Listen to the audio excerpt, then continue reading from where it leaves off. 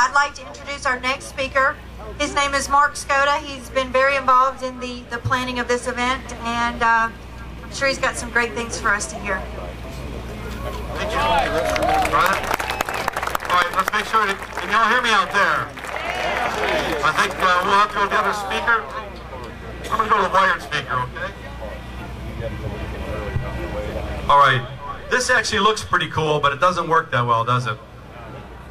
Well, listen, before I started my prepared remarks, I wanted to share one idea with you here. You know, first of all, I'd like to everyone who's a radicalized right-winger to please raise your hand. Let's call Janet Napolitano. I think she's already produced a report, and you're all here.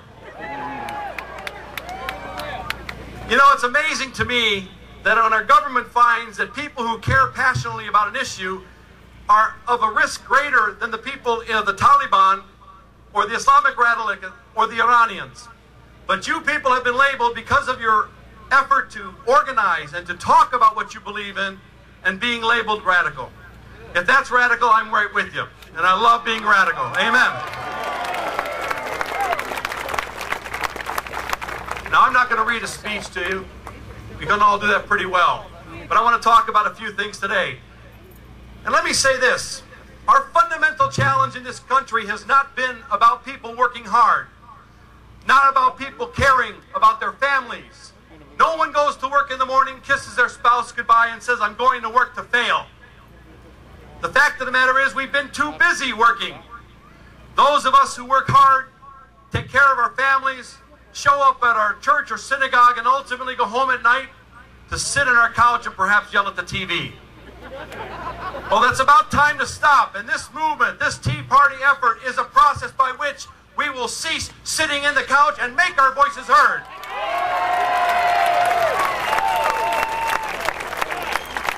Now, you all are here because you believe in something important. You believe our government is too large. It is too pervasive. It is beginning to infringe on the basic requirements of our Constitution and our lives. And the fact of the matter is, we don't need that. Governor Rick Perry this week declared the state of Texas a state first and part of a federation. We are indeed blessed to have a group of representatives in this state, including our Governor Bredesen, including Bob Corker and Marsha Blackburn, who've been very diligent in managing their finances and managing and opposing those spending bills that have occurred in Congress. But they are not of a sufficient number to overcome those challenges. And so today is not only about that, but it is about identifying prescriptions for the future. What are the changes that we must make to accommodate a better government, a smaller government, an efficient and effective government? I ask you in your jobs, when you get an evaluation, does your boss ask you how well you performed? Do they assess what your work has done? Have they assessed the outcomes of your result? And the answer is generally yes, is it not? Yes. And yet our Congress can pass a bill in the middle of the night of 1,100 pages and never have read it and said aye.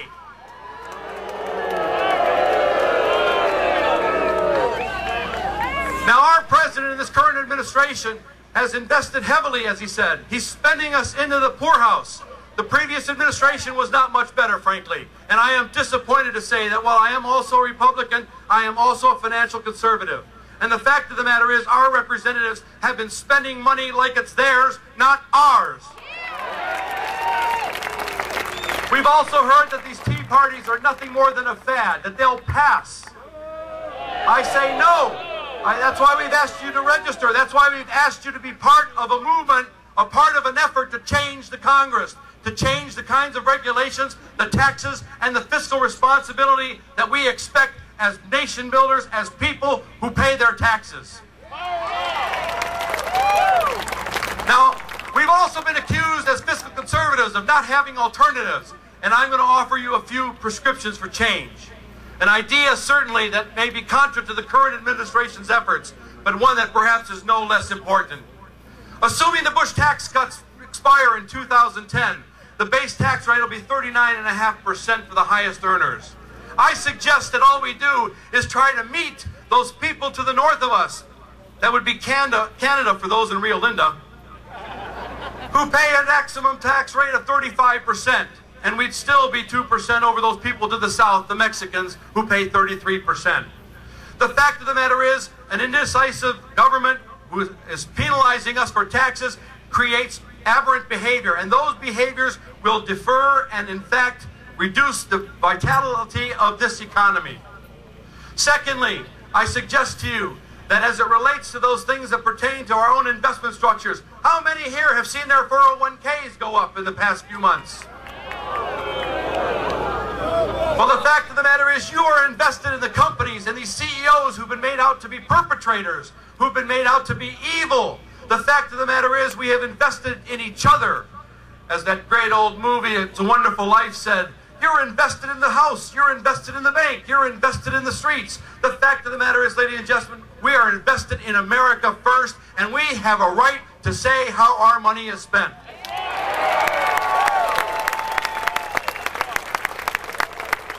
On that respect, I say let's try to be innovative, let's be creative, let's do something like that very special province that's part of a place called the Republic of China. Do you know it? Well, you're going to, because they hold most of the debt paper in this nation. The fact of the matter is, a little place called Hong Kong pays 0 capital gains tax.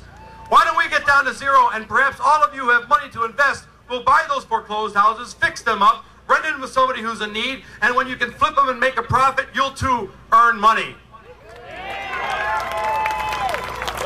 We've heard too much in this nation about investing in the future, but unfortunately, fiscal responsibility is such that we have to be able to pay for it too. Today, the average bill that is being charged for every child and grandchild and person on this earth approaches $35,000 each, and that's just where we stand today, with nearly $13 trillion of committed financing and backing of the federal government, backed by your taxes. I looked around here and I see children in baby carriages, and I asked the question, did you get your tax bill yet?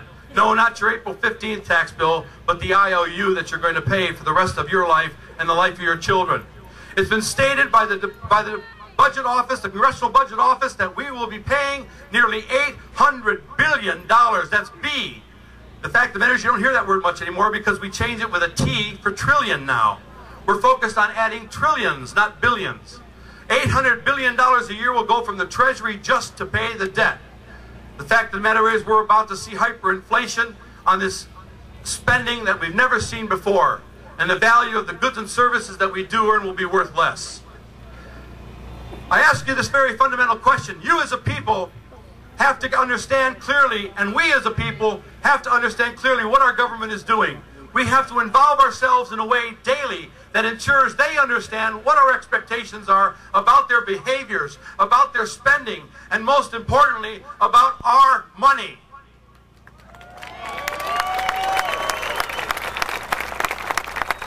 Now, if it was just about taxes, we could stop there.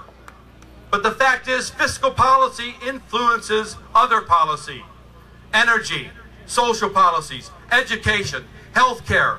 All of these things are impacted by the spending that are planned by the government and the budgets that are authorized by the government. The fact of the matter is, ladies and gentlemen, the kinds of things coming out of Washington today simply are unlikely to work. When we think about energy, we talk about the green world, we talk about windmills, and yet we have a senator from a little state up north in a place called Massachusetts who opposed windmills because, as he said, it would affect his view from the seashore. Does that sound like responsible representation? And yet we're called the elitists, we're called the conservatives, we're called people who are arguing over points that we know nothing about. And yet consistently we see these kinds of behaviors at the governmental level. Now let's talk about energy. We can go ahead and drill. We need oil. We're not getting off oil anytime soon.